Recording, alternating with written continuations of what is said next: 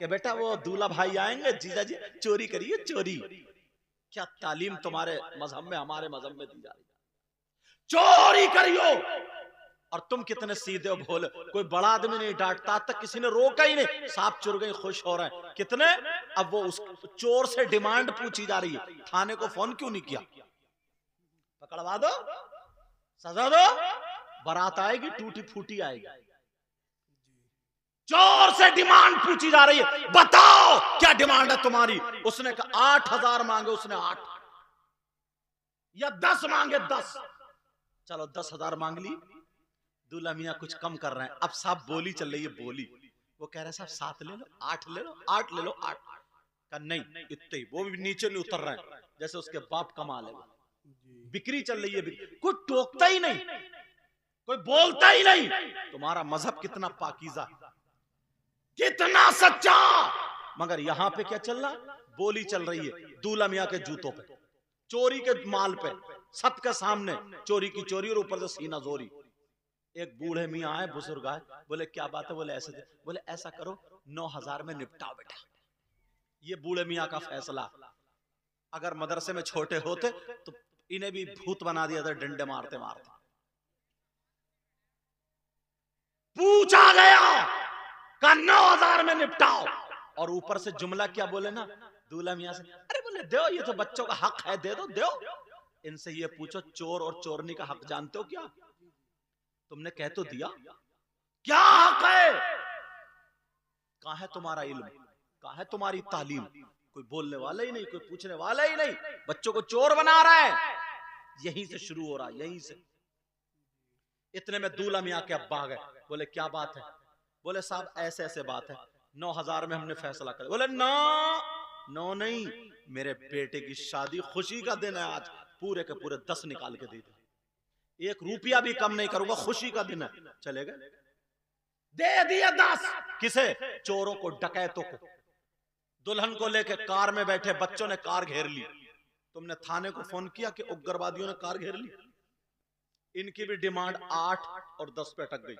फिर बड़े मियां ने 9 में फैसला कर, फिर अब्बा आ गए, क्या बात है, बोले खुशी का दिन है, पूरे 10 दे दिए, यहां भी 10। अब इमाम साहब ने निकाह पढ़ाया, इमाम साहब ने निकाह पढ़ा दिया। इमाम साहब से पूछा गया तुम्हारी क्या डिमांड, तुम बोलो। इमाम साहब बोले 10,000। बस अब यही दूल्हा मियां का अब्बा को भी मौत आ जाती है जी। हक है। मौत का लफ्ज थोड़ा सख्त है, माफ करना जी। ये मुहावरा है, मतलब दूल्हा मियां के अब्बा भी अब बेकार हो जाते हैं। समझ रहे मेरी बात जी। असली माना को छोड़ चुका है अब यहाँ पे। दूल्हा मियां के बाप, उनकी भी हालत खराब, सारे लोग बिगड़ गए। चोरों को तुमने दे दिए, डकैतों को भी दे दिए, और जो मस्जिद का इमाम है, हाफिज कुरान और आलिम है, और जो निकाह पढ़ा रहा, इससे दो खानदान एक हो रहे हैं। जी। एक लड़की एक लड़का रिश्ते इज़्दिवाज में मुंसलिक हो रहा है। ये कुछ नहीं, अब कोई नहीं बोलता कि हक है दो या नहीं। फौरन दूल्हा का बाप बिगड़ गया, इमाम का दिमाग खराब हो गया, कहीं 10,000 चल रहे, सदर साहब को बुलाओ, फौरन इमाम को निकलवाओ। सदर साहब को अपनी सदारत का डर था, खौफ था। बोले इमाम साहब तुम अपना बोरिया बिस्तरा बांध लो, मैं जाके मदरसे से दूसरा ले आऊंगा। जी ऐसी बात। कब तक तुम्हारी सदारत चलेगी, कब तक निकलवाते रहोगे। एक दिन वो होगा, फातिहे पढ़ने वाले नसीब नहीं होते। अल्लाह ना करे ऐसा दिन आए। कब तक निकलवाते, लाले पड़ गए। आज पूछा एक साहब से ना, बोले ये सदर साहब है मदरसे, बोले वो हजरत बस सोचा ना जिंदगी में दीन का काम कर लूं, बड़ा दुख दर्द है, दीन बड़ा गम सुना रहा है, बड़ा दुख। जब बच्चों को पूछा मैंने कहा कहां पढ़ रहे हैं, तो वो इंग्लिश मीडियम में पढ़ रहे हैं। एक सदर का भी बच्चा मदरसे में नहीं पढ़ रहा। ये तेरा दुख कैसा है, तो झूठ बोल रहा है। मदरसे की वजह से तुझे सदारत का ओहदा मिल गया, तू इस ओहदे के चक्कर में मर रहा जी। वरना अगर मोहब्बत होती तो तेरे बच्चे हाफिज कुरान होते, सुभान तेरे बच्चे आलिम रब्बानी। मालदार के बच्चे मदरसों में नहीं पढ़ते, क्यों? उन्हें मालूम है कि मदरसे में तनख्वाह 12,000 से 15,000 की है, मस्जिद की तनख्वाह 10,000 से 15,000 की है, इसलिए नहीं पढ़ते। अगर इसे घटाते जाओगे तो बेचारे गरीब मिस्कीन ही पढ़ने के लिए रह जाएंगे, मालदारों के बच्चे नहीं पढ़ेंगे। ऐसे हालात, जो इमाम है, हाफिज कुरान है, तुम्हारे यहाँ नमाज पढ़ा रहा है, तुमने डकैतों को दे दिए, चोरों को दे दिए, आतिशबाजी वालों को दे दिए, सारे लोगों को, यहां तक के तुमने छक्कों को दे दिए और सारे लोगों को बांट रहे हो, दुपट्टे रखने वालों को दे दिए, सबको दे दिए। इमाम का नंबर आया तो मस्जिद से निकलवा करके छोड़ा तुमने। जी जरा सोचो, सोचने की बात है, गौर करो। एक ही शादी में नजरिया देखो अपना। मस्जिद में लगाएंगे, मालूम है मस्जिद कितनी खूबसूरत बना लो, सोने चांदी की मस्जिद बना लो, और तुम्हारी मस्जिद में इमाम अकीदे का नहीं है, बदअकीदा है, इमाम बेकार है। मुफ्ती साहब से पूछो, अगर तुम्हारी नमाज हो जाए उसके पीछे तो मुझे बताओ। जी नमाज नहीं होगी, चाहे सोने की मस्जिद हो या चांदी की मस्जिद हो या पत्थर लगा हुआ हो। जिम्मेदारी से बोलता हूं, समझ में आ रही है बात? अगर तुम्हारे यहां मिट्टी की मस्जिद है, तुम्हारे एसी नहीं लग रही, छप्पर पड़ा है, और अगर इमाम अकीदे का है, इमाम कुरान सही पढ़ता है, इमाम सही है, तो तुम्हारी नमाज खुशबूदार हो जाएगी। सुभान अल्लाह, सुभान अल्लाह। पूछो, मस्जिदों में इतना रुपया पैसा लगा ले तो, अरे एसीओ पे एसी, अच्छी बात है, और हुजरे में जाकर के देखो तो जाला लटक रहा है। इमाम को डाला कौन से हुजरे में? जो चटक रहा है कि गिरे तो पहले यही मरे, उसका पेशाब खाना, उसका बाथरूम, लैट्रिन, सारी चीजें बेकार है। अच्छा, अपने 3 रकात 5 रकात 10 20 रकात जो भी पढ़ने जा रहा हो तो सोच रहा हूं एसीओ में पढ़ूंगा, मैं सजदे करूंगा तो कालीन पे करूंगा, और जो नमाज पढ़ा रहा, जो सर का ताज है, जो इमाम है, उसको हुजरे का आलम ये है, उसके हुजरे का आलम ये है। ये तुम्हें तवज्जो देने की बात नहीं है क्या? बोलो, क्या तुम्हें तवज्जो देने की बात नहीं है? तवज्जो देने की बात, इस पर गौर करने की बात है। आज इनकी शादी में ये मौका मिला तो मुझे बोल लेने दे। जी ऐसे हालात, ईमानदारी से बताओ, एक शख्स ऐसा जिसने 1 रुपया नहीं कमाया, आज मतलब एक कुछ भी नहीं वो पढ़ा, उसने कोई काम नहीं सीखा, उसने कुछ भी नहीं किया है, अब वो कमाने चला, मजदूरी करने, तो 400 और 500 रुपए की उसकी मजदूरी एक आदमी की, बिल्कुल निठल्ले, अनपढ़, बिल्कुल अनपढ़, कोई काम सीखा उन्हें, उसकी मजदूरी कितनी है फावड़े कस्सी वाले की? 400 या 500। जी बोलो है कि नहीं? 400 या 500? 500 रुपए अगर है, एक महीने में 15,000 हो रहा है। जी शाम को बीवी बच्चों के साथ, बेटा शाम को फिर बीवी बच्चों के साथ सोता है, वो आराम से रहता है, 15,000। और अगर कारीगर है तो 35,000 महीने के, 40,000 महीने के कमा रहे हैं। यार, इसने कुरान हिफ्ज कर लिया तो इतना बुरा कर लिया, ये आलिम हो गया, बुखारी शरीफ पढ़िए, नबी तो ये फरमाते हैं, चाहे कितने बड़ा मालदार हो, पैसे वाला हो, इज्जत दौलत वाला हो, नबी फरमाते हैं खैरुकुम मन तअल्लमल कुरान व अल्लमा, तुम में सबसे बेहतर वो है जो कुरान पढ़े, पढ़ाए, सीखे, सिखाए, उसको नबी बेहतर बता रहा है। और तुम जरा देखो, 35,000 वो कमा रहे, 40,000 वो कमा रहे, हाँ उसने हिफ्ज कर लिया, मौलवियत पढ़ ली, कारी हो गए, आलिम हो गए, तो इतना बड़ा गुनाह कर लिया, ये अपने बीवी बच्चों को छोड़ के 8-8 दिन नमाज पढ़ा रहा है, तो तुम 10,000 में रखना चाह रहे हो? 10,000 में। और माफ करना मुफ्ती साहब बैठे, बोल रहा हूं, बाज इमाम के पीछे ना नमाज दोहरानी पड़ती है। जी उसकी वजह बताऊं? हमारी कौम जो है ना, हमारी कौम, मैं अपनी तकरीरों में कहता हूं, हाँ हमारी कौम सबसे ज्यादा सस्ती 2 चीजें खरीदती है, 2 चीजें अपनाती है, एक कुर्बानी का बकरा, एक मस्जिद का इमाम। यहां नहीं देखती नमाज होगी नहीं होगी, समझे उससे पढ़ना आ रहा है नहीं आ रहा है, समझे उसके मसाइल कुछ थोड़े बहुत याद है नहीं है, कोई मतलब नहीं है, बस लहरा मार रहे। एक तो ऐसे बढ़ रहे मुस्तकीम, अरे हम मुफ्ती साहब से पूछियो नमाज होगी क्या? खलास, खत्म।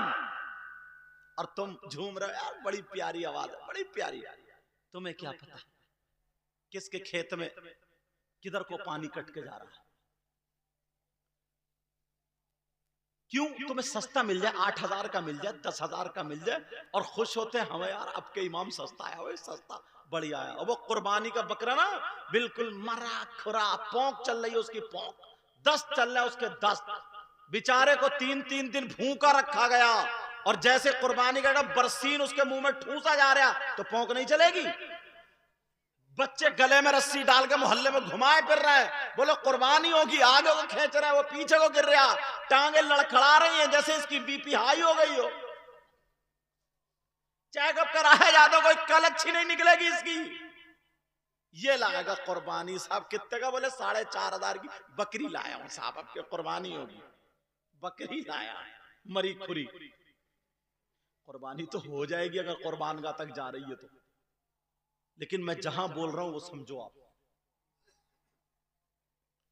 बिल्कुल मरी खुरी सस्त। और कपड़े लेगा, अगर बस ससुराल से जोड़ा अच्छा ना मिले, या कुछ ना मिले, या कहीं रिश्तेदारी में ना मिले, तो मुंह टेढ़ा हो जाएगा। रसगुल्ले ना मिले, खाली नमकीन बिस्किट से चाय पिला दी, तुर्श हो जाता है। मत पूछो, ऐसे हालात।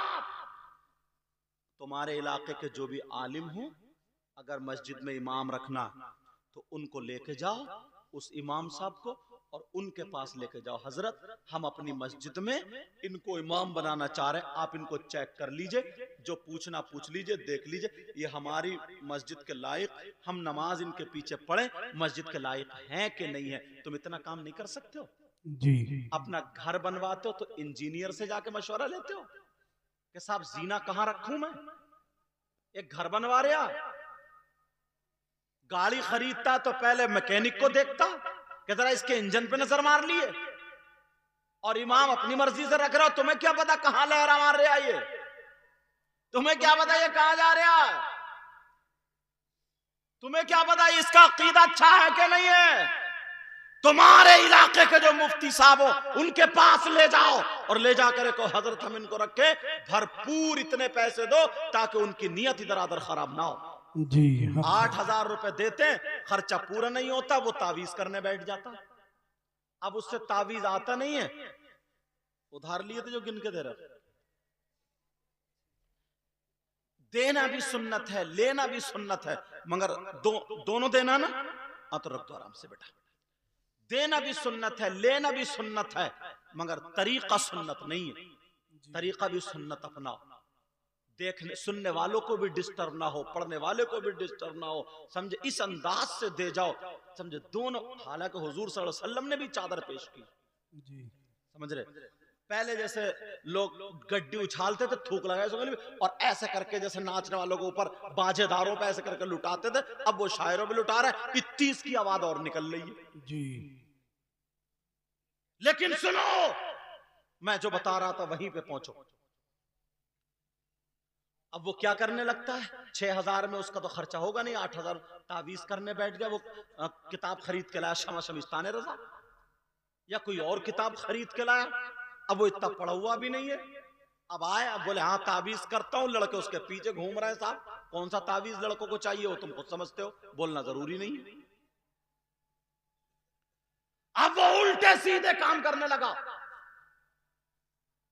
इसलिए अपने आलिम के यहाँ इमाम को लेके जाया करो, और ये कहो हजरत हम सिर्फ पैसे इतने दे सकते हैं, हम इतने कर सकते हैं, या हमें ये बताइए हजरत हम ज्यादा से ज्यादा कितने कर सकते हैं, हमें मस्जिद के लिए एक इमाम चाहिए, अब आप जाने आपको कैसा देना जी। अगर उसका अकीदा गलत होगा मुफ्ती साहब भेजेंगे तो ये भुगतेंगे, तुम नहीं भुगतोगे। समझ रहे मेरी बात? हाँ, अगर पता चल गया तुम्हें इसका अकीदा खराब है फिर भी तुमने छोड़ दिया, तब तुम भुगतोगे, तब तहकीक करना और मुफ्ती साहब के पास लेके जाना। समझ रहे मेरी बात? लेकिन हमारा मजहब इतना सच्चा, इतना पाकीज़ा, इतना अच्छा। अभी बात चल रही थी तो बताया था, लोग बोल देते मैरिज हॉल में शादी और इसमें शादी उसमें शादी। एक बात बताओ, पब्लिक बढ़ रही है ना, लोग बढ़ रहे हैं, घर छोटे छोटे हैं। अब अगर उसे प्रोग्राम करना है, उसने मैरिज हॉल अगर कर लिया, उसके घर में इतनी जगह नहीं है जो मेहमानों को बिठा सके, मेहमानों को खिला सके, पिला सके, उसने मैरिज हॉल कर लिया तो कोई गुनाह नहीं है, कर लो। जी। समझ रहे? मैरिज हॉल कर लिया, कोई बात नहीं, मगर सुनो, उसी में जो खुराफात है वो बताना चाह रहा हूं। मैंने कई जगह देखा मैरिज हॉल सज गए। गांव में तो परेशानी नहीं, किसी भी खेत में पिंडाल लगा के कर सकते हो, गांव में कोई परेशानी नहीं है, आसानी से हो जाएगा। लेकिन सुनो, मैरिज हॉल के गेट पर जो 4-4, 5-5 लड़कियां, फूलों की डलिया, उसमें फूलों की पत्ती ऐसे पड़ी और गेट पे खड़ी हो गई, जो भी आ रहा वेलकम वेलकम, वो मार रही है फूल की पत्ती, और बार बार जो यहाँ के कपड़े संभाल रही, एक मारा वेलकम और यहाँ के कपड़े मारा वेलकम, यहाँ के उफ उफ जो हो रहा।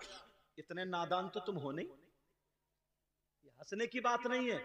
इनका बाप कहां है, इनकी मां कहां है, इनका भाई कहां है? ये लड़कियां जो खड़ी हैं, ये जवान, इनका कोई नहीं है क्या? अब अगर इजाजत हो तो मुफ्ती साहब की मौजूदगी में हदीस तुम्हारे सामने रख दूं। जी। नबी फरमाते हैं सलासा ला यदखुलून अल जन्नह अल आक़ु लिवालिदै वद्दयूस व रजुलतुन निसा। नबी फरमाते मेरी उम्मत में 3 किस्म के लोग ऐसे जो जन्नत में नहीं जाएंगे। जी। कितनी किस्म के बोलो? 3। और कौन कह रहे हैं? कौन कह रहे हैं? नबी जी। और नबी जिसको जन्नत से रोक दे तो कोई मुफ्ती साहब ले जाएंगे? नहीं। कोई पीर साहब ले जाएंगे? नहीं। और पीरों की तो मत पूछो, बात पीर तो इतना बड़ा नालायक है, सबसे ज्यादा कब्रिस्तान में इसी पीर को मारा जाएगा कम वक्त। जी। अरे ऐसा ऐसा निकल लिया, नमाज पढ़ता नहीं, टांगे फैला दी, औरतों से कह रहा पांव दबा। अब औरतें उसके पांव दबा रही हैं उस पीर के, और मर गया ना तो उसका इतना ऊंचा मजार बनता, उरस पे उरस। जी। नीचे फरिश्ते कूट रहे हैं और ऊपर चादर चढ़ रही है। जी हक है। ऊपर नारा और नीचे कुटाई। जी। ये हालात, लेकिन तवज्जो रखना मेरी